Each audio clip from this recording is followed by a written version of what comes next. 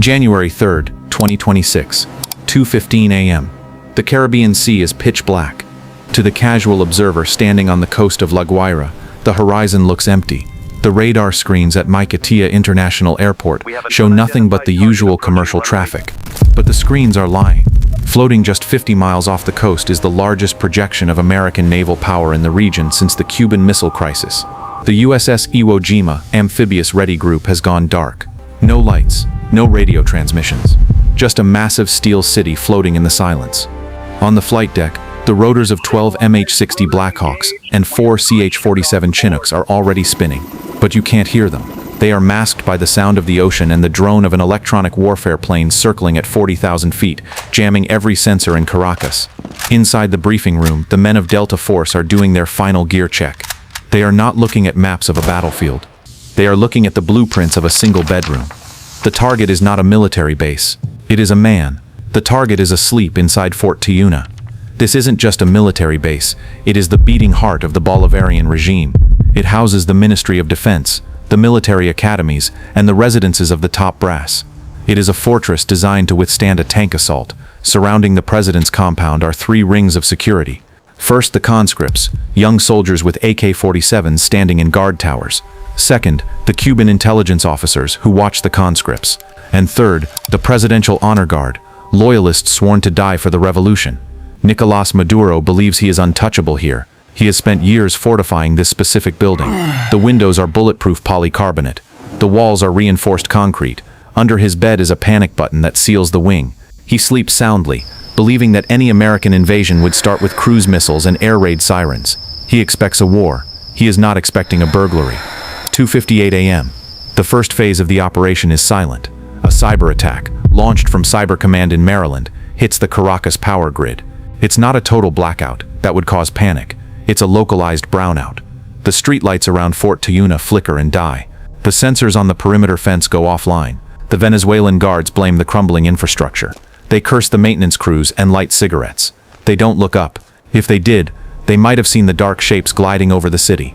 The helicopters are flying nap of the earth, hugging the terrain, using the valley's skyscrapers to hide their approach. Inside the lead bird, the team leader watches the target building on a thermal screen. He sees the heat signatures of the guards on the roof. 3 tangos. North side. Execute. 3:00 a.m. Impact. The helicopters don't land. That would take too long. They hover 10 feet above the residence's flat roof. Ropes drop. 12 operators slide down in perfect silence. Before the guards on the roof can raise their rifles, they are neutralized with suppressed fire. Phut, phut, phut. The bodies are caught before they hit the ground to prevent noise. The breach team moves to the terrace door. They don't kick it down. They apply a strip of explosive tape. A muffled thump blows the lock mechanism inward. The team flows into the hallway. This is the fatal funnel. They are deep in enemy territory now. The silence is broken by the sound of boots on marble. Nicolás Maduro wakes up. He hears the sound of glass breaking. He hears a voice in English shouting commands. The fortress has fallen. Nicolás Maduro knows exactly what to do. He has drilled for this. He is in his silk pajamas, barefoot on the cold floor. He scrambles out of the master bedroom. He doesn't look for his wife. His security detail is supposed to handle that. His only goal is the safe room at the end of the east wing. It's a 40-foot sprint. If he makes it inside, a steel door seals shut. He has oxygen, satellite phones, and food for a week. He can wait for the armored division to counterattack. He turns the corner. He can see the heavy steel door. It is open. It is welcoming. He longs for it. But he is not fast enough. The hallway fills with blinding white light. Tactical flashlights mounted on rifles cut through the darkness. A red laser dot dances across his chest and settles on his forehead. A voice booms, amplified by the acoustics of the hallway. Don't move. Get down. There is a moment of hesitation. The president of Venezuela stands frozen. For a split second, he looks like he might run. Then, a Delta operator tackles him. It's not a gentle arrest. He hits the floor hard. Plastic zip ties are cinched around his wrists. A black hood is pulled over his head. The symbol of the revolution is now just the package. The radio crackles. Jackpot. We have jackpot. The operators pick him up. They move fast. They know the rest of the base is waking up. Sirens are starting to wail in the distance. A tank engine roars to life in the barracks. They drag him back to the roof. The extraction helicopter is already hovering, its minigun trained on the courtyard below. They throw him into the cargo bay.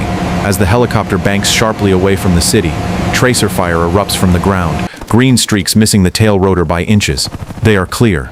The flight takes 40 minutes. Maduro sits on the vibrating metal floor of the helicopter, blindfolded. He says nothing. He is shivering, either from the altitude or the shock. They land on the deck of the USS Iwo Jima. The sea air is salty and cold. He is walked across the non-skid surface of the flight deck, guided by hands on his shoulders. He is taken to a holding cell in the ship's brig. The processing is dehumanizing. His pajamas, silk expensive, are stripped away. He is given a standard-issue gray prisoner tracksuit. It is baggy. It is cheap. He is fingerprinted.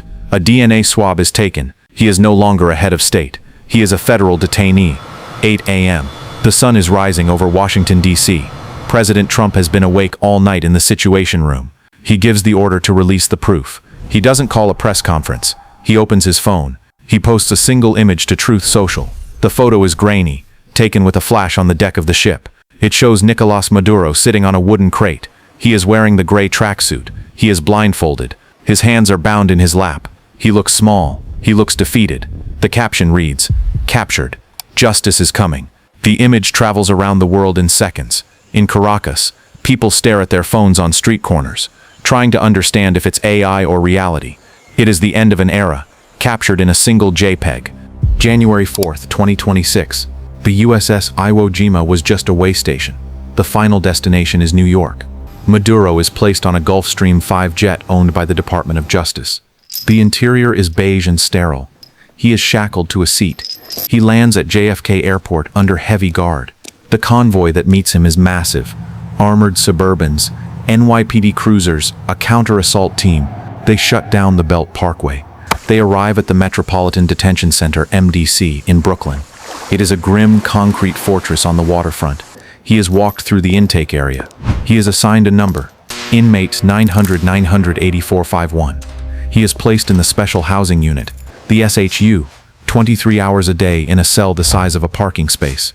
A steel toilet, a concrete bunk, a slit of a window looking out at a brick wall. Yesterday he lived in a palace. Today he lives in a box. While Maduro sits in Brooklyn, Venezuela is teetering on the edge of civil war. The extraction decapitated the regime, but the body is still thrashing. In the Miraflores palace, panic sets in. Ministers are shredding documents. Some are fleeing to the embassy of Russia. But Vice President Delcy Rodriguez refuses to run. She summons the generals. She knows she has to project strength immediately, or the military will fracture. In a bunker beneath the palace, surrounded by stone-faced officers, she takes the oath of office. "I assume the presidency to ensure administrative continuity," she declares. She sits at Maduro's desk. It is cluttered with his papers. The chair is still adjusted to his height. She stares at the camera, her face hard. She declares the extraction an act of war and a kidnapping, but her voice shakes slightly. She knows that if they could get him, they can get her. In Washington, President Trump doubles down. He steps to the podium in the briefing room. He looks triumphant. "We have removed the head of the snake," he says, "but the body is still dangerous. The United States will run Venezuela until a safe, proper, and judicious transition can occur."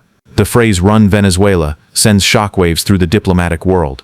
It is a direct challenge to the concept of national sovereignty. The Secretary General of the UN issues a condemnation. The presidents of Brazil and Mexico hold emergency meetings, calling the action "imperialism returned." But on the streets of Caracas, the geopolitics don't matter. The poor barrios, once loyal to Chavez, are quiet. The wealthy districts are celebrating. The migrants who fled to Colombia and Peru are packing their bags, hoping to go home. Back in Brooklyn, night falls. The lights in the cell block dim, but never go out. Nicolas Maduro sits on his bunk. He has no phone. He has no generals. He is waiting for his arraignment in the morning. The charges are narco-terrorism, cocaine importation, and weapons trafficking. If convicted, he will die in a U.S. prison. The operation took less than 30 minutes. The extraction was flawless, but the story of Venezuela is far from over. A new leader sits in the palace. A superpower claims control, and a nation holds its breath, waiting to see if this is liberation or just a different kind of occupation.